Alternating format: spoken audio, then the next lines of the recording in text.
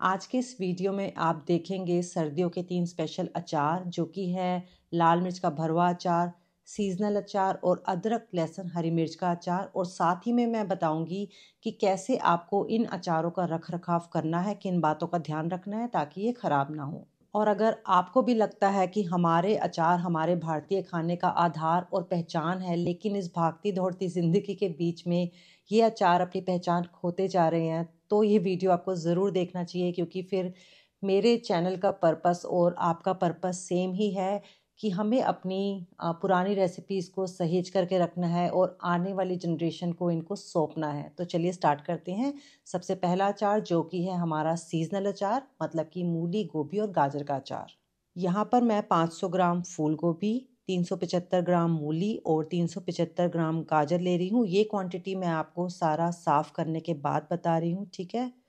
ये अचार सीज़नल अचार इसलिए कहलाता है क्योंकि इसकी शेल्फ लाइफ 1.5 से 2 महीना रहती है। मैं ये अचार हर 20 दिन बाद बनाना पसंद करती हूँ, क्योंकि मुझे ये ताज़ा-ताज़ा ही अच्छा लगता है। जब तक इसका सब्जियों का जो क्रंच बना रहता है तब तक मुझे इसका टेस्ट अच्छा लगता है। तो इसलिए मैं थोड़े-थोड़े क्वांटिटी में हर 20 दिन बाद इसको बनाती रहती हूँ। जैसा कि आप देख सकते हैं कि मैं सारी सब्जियाँ वॉश करने के बाद बहुत अच्छे से वाइप करके डाइनिंग टेबल पर सुखा रही हूँ। वैसे तो ये मेरा रूटीन है, लेकिन अचारों में तो खासकर आपको ये करना चाहिए। अगर आपके अचार की सब्जियों में पानी रहा तो आपका अचार बहुत ही जल्दी खराब हो जाएगा, फिर उसको कोई भी चीज़ नहीं बचा पाएगी।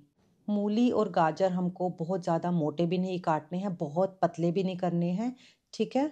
तो यहाँ पर मैं खुले बर्तन में खौलते पानी के अंदर नमक और हल्दी डाल कर के हमारी गोभी को डाल दूँगी और इसको कुछ सेकंड्स के लिए बस हमको ब्लांच करना है, और ब्लांच करते ही हमें इसको निकाल लेना है, बहुत देर तक नहीं पकाना है, ठीक है? ज़्यादा देर तक रखा तो आपकी जो गोभी है वो एकदम गल जाएगी, जो कि अचार में अच्छी नहीं लगेगी। मूली और गाजर को हमको ब्लांच करने की ज़रूरत नहीं है, क्योंकि धूप में रखने के बाद ये सब्जियां अपने आप ही गल जाएंगी। अगर ब्लांच करेंगे तो ये बहुत ही ज़्यादा गल जाएंगी, जो कि खाने में अच्छी नहीं लगेंगी। ब्लांच करने के बाद हम इसको थोड़ी देर छानी में रखेंगे ताकि एक्स्ट्रा पानी इसका निकल जाए।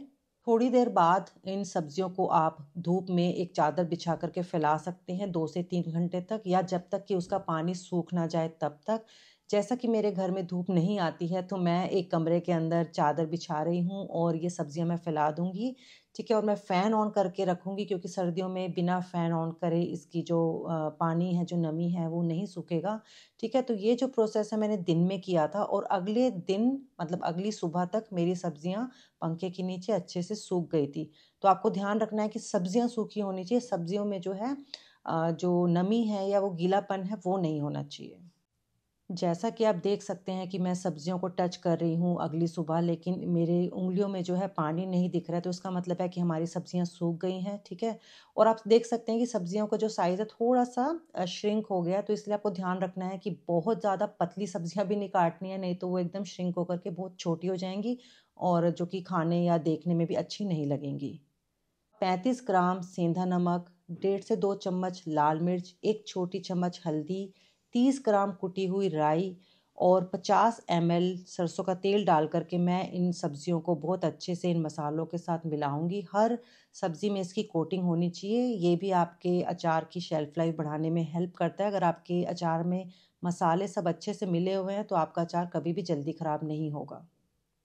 ये अचार हम किसी कांच के जार में डाल देंगे और ऊपर से सरसों का तेल मैं और डाल रही हूँ।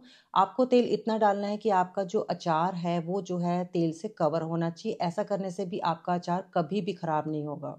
मलमल के कपड़े से ढक कर के हम इसको 2 से 3 दिन तक धूप दिखाएंगे और बीच-बीच में हिलाते रहेंगे, ताकि सारे मसाले और जो तेल है वो सब सब्जियों में बहुत अच्छे से एब्ज़ॉर्ब कर जाए, ठीक है? इसीलिए कभी भी आपका जार अचार से ऊपर तक नहीं भरा होना चाहिए, हमेशा इसमें थोड़ा-सा गैप होना चाहिए, ताकि ऊपर की चीज़ नीचे और नीचे की जो सब्जियाँ हैं वो ऊपर आ सकें। जैसा कि आप देख सकते हैं कि जार का जो माउथ है उसकी एज को मैं टिश्यू पेपर से क्लीन कर रही हूँ। ये बहुत ही ज़रूरी है अगर आप अपना अचार ख़राब होने से बचाना चाहते हैं, क्योंकि हिलाते हुए या डालते हुए अचार को उसके आस-पास अगर कुछ लगा रह जाता है, जो कि लगता ही है और रह ही जाता है, उसको साफ़ करना बहुत ज़रूरी है, क्योंकि वो जो लगा हुआ मसाला है, वो बाहर के एनवायरनमेंट के साथ मिल कर के आपके अचार में जो है फंगस लगा सकता है, तो ये क्लीन करना बहुत ज़रूरी है।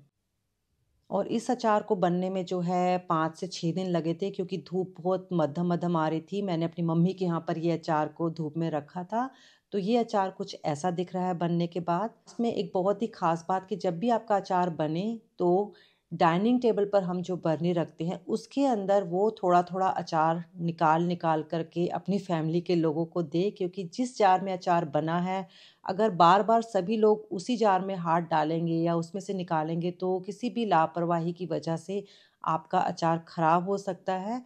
ठीक है? अचार हमेशा कहते हैं कि एक हाथ में ही होना चाहिए, बड़े बुज़ुर्गों की बात जो कि बहुत सच्ची है।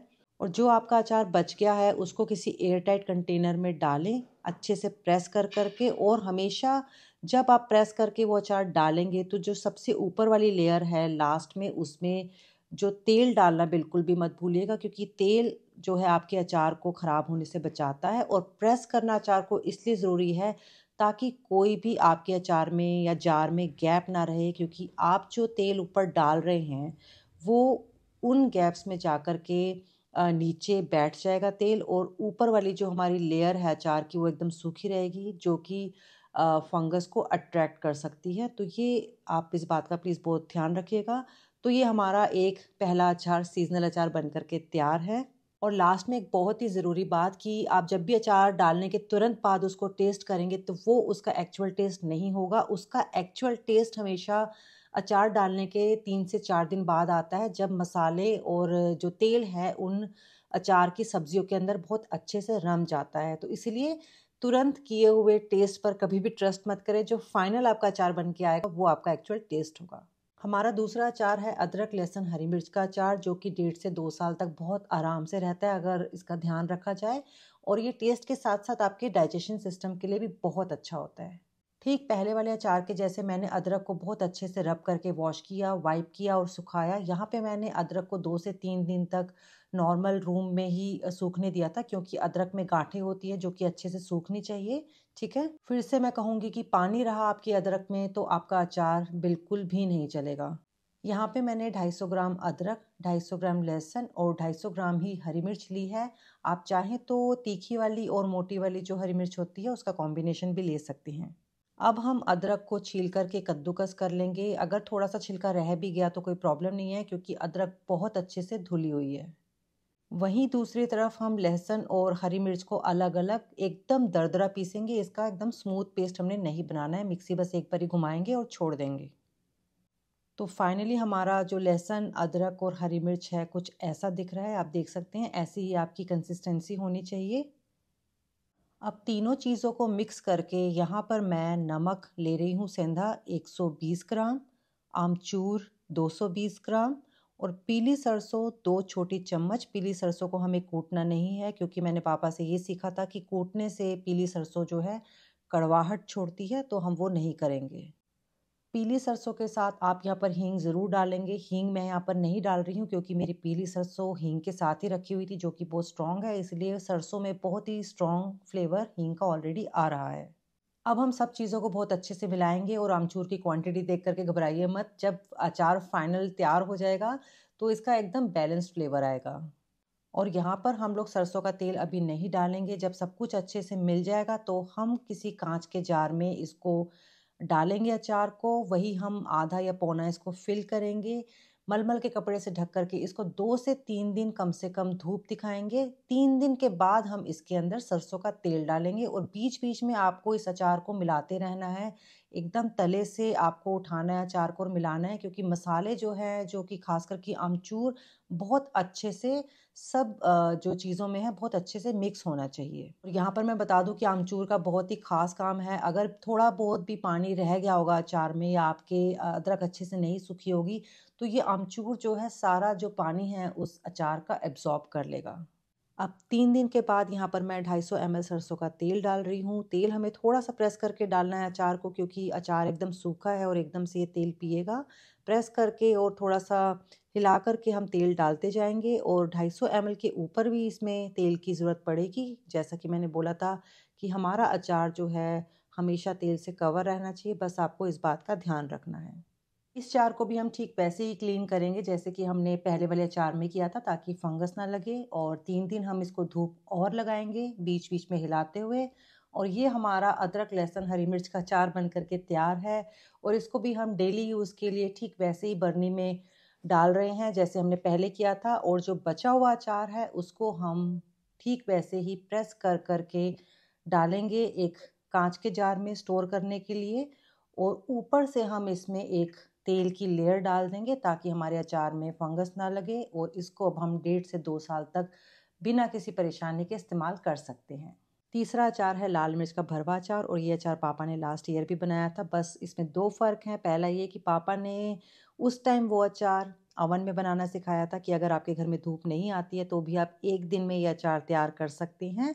और दूसरा ये कि वो 1 किलो की क्वांटिटी में था, लेकिन आज वाला आधा किलो की क्वांटिटी में है। और आज मैं ऑथेंटिक तरीके से धूप में ये अचार बनाने वाली हूँ। तो मैं अपने ही चैनल में पापा की रेसिपी को फॉलो कर रही हूँ, क्योंकि लोग चाहे रहें या ना रहें, लेकिन उनकी यादें और रेसिपीज़ हमेशा के लिए अमर हो जाती हैं। इन मिर्चों को भी ठीक वैसे ही मैंने अच्छे से धो कर के सुखा लिया था। और जब भी आप मिर्च लें कोशिश करें कि वो सीधी हो और उसका जो साइज़ है थोड़ा बड़ा हो, मतलब कि मोटी हो। ऐसा करने से उसके अंदर के सीड्स निकालना और उसके अंदर मसाला भरना आपके लिए थोड़ा आसान होगा। जब भी आप सीड्स निकालें नाइफ़ की हेल्प से, तो आपको नाइफ़ को एकदम धीरे-धीरे घुमाना है, और नाइफ़ आपको शार्प नहीं लेना है, ठीक है? कोशिश कीजिए कि नाइफ़ घुमाते हुए आपकी मिर्च में कोई कट ना लगे, ठीक है? मिर्चें अंदर से कुछ एकदम ऐसे खाली होनी चाहिए ताकि मसाला अच्छे से जा सके। मिर्चों को सुखाने के लिए मैं अपनी मम्मी के घर आई हूँ, क्योंकि यहाँ पे धूप बहुत अच्छी आती है, ठीक है? और यहाँ पे मैंने दिन में मिर्चों को रखा था सुखाने के लिए, और शाम ढलते ही मिर्चें मैं अपने घर में ले आई थी। और फिर घर में भी मैंने इसको फ़ैन के नीचे रात भर रखा था ताकि बिल्कुल भी इसके अंदर पानी का नामो-निशान ना रहे। मिर्चें सुखाने के बाद यहाँ पर मैंने सबसे पहले वो मसाले लिए हैं जो कि मुझे ड्राई रोस्ट करने के बाद दरदरे पीसने हैं। सबसे पहले सौंफ 150 ग्राम, जीरा 25 ग्राम, सूखा धनिया भी 25 ग्राम, अजवाइन और मेथी दोनों ही 1 छोटा चम्मच, हींग 2.5 ग्राम। यहाँ पर मसालों को ड्राई रोस्ट करने के 2 कारण हैं जो कि मुझे पापा ने बताए थे, मैं आप लोगों के साथ शेयर कर रही हूँ। सबसे पहला, हम सभी जानते हैं, ऐसा करने से खुशबू बहुत अच्छी आती है। दूसरा कारण ये है कि अगर इन मसालों में कोई नमी या मॉइस्चर है, तो वो ख़त्म हो जाएगा, जिससे कि अचार की शेल्फ लाइफ बहुत लंबी रहेगी। मसाला कुछ ऐसा दरदरा पीसा होना चाहिए, इससे माहीन हमें यहाँ पे नहीं करना है। इन 2 मसालों को परात में डालने के बाद हमें वो 2 मसाले लेने हैं जिनको हमें ड्राई रोस्ट नहीं करना है, सिर्फ़ दरदरा पीसना है, जो कि है राई 1 छोटी चम्मच और काली सरसों 1 छोटी चम्मच। अब इन्हें डालने के बाद हम वो मसाले लेंगे जिनको हमें ऐसे ही डाल देना है, जैसे कि पीली सरसों 1.5 छोटी चम्मच बिना पिसी हुई, आमचूर पाउडर 50 ग्राम, काला नमक 15 ग्राम, सेंधा नमक 30 ग्राम, हल्दी 1.5 छोटी चम्मच और तेल 100 ml। अभी हम सिर्फ उतना ही तेल ले रहे हैं जितना से कि हमारे मसाले जो है अच्छे से इकट्ठे हो जाए और हम उन मिर्चों के अंदर इनको भर सकें। अब हम इन मिर्चों को भरना शुरू करेंगे और हम इसके अंदर मसाला डालेंगे। मसाला डालते हुए आपको ध्यान रखना है कि आपको प्रेस करते हुए किसी भी स्टिक की हेल्प से आपको इस मसाले को अंदर तक लेकर जाना है, ताकि बहुत अच्छे से मसाला भर सके। और बाद में हमें ऊपर से अच्छे से एक बारी प्रेस कर देना है अपने थंब की हेल्प से, ताकि जब हम इसको जार में डालें या इसके ऊपर ऑयल डालें तो सारा मसाला निकल के बाहर ना आए। बहुत अच्छे से टाइटली ये इसके अंदर बंधा रहे मसाला। अब हम इन मिर्चों को किसी जार में डालेंगे कांच के, और इसके अंदर हम उतना ऑयल डालेंगे जिससे कि ये जो मिर्चें हैं कवर हो जाए। फिर वही सेम हम मलमल का कपड़ा लगा कर के इसको धूप दिखाएंगे, ठीक है? और इन मिर्चों को या इस जार को हमें शेक करने की ज़रूरत नहीं है, ठीक है? इसमें हमने पहले से ही इतना ऑयल डाल दिया है कि ये ख़राब नहीं होगा। 3 से 4 दिन या 5 दिन इसको धूप लगानी है, जब तक कि इसकी जो ऊपर की स्किन है मिर्च की थोड़ा सा सॉफ्ट ना हो जाए, ठीक है? और इन मिर्चों को भी ठीक वैसे ही छोटी बरनी के अंदर कट करके हम सर्व करने के लिए रख देंगे, और जो हमारा अचार बन गया है उसको किसी एयर टाइट कंटेनर में तेल से कवर करके स्टोर करके रख देंगे। हमारी सर्दी के 3 खास अचार बनकर के तैयार हैं। आज के वीडियो के बारे में, रेसिपी के बारे में और उस सुविचार के बारे में आपका क्या कहना है, मुझे कमेंट सेक्शन में ज़रूर बताइएगा। आपका एक लाइक, कमेंट और सब्सक्राइब मेरे लिए बहुत मायने रखता है। प्लीज़ करना मत भूलिएगा, और अपना कीमती वक़्त देने के लिए, यहाँ तक देखने के लिए बहुत-बहुत शुक्रिया।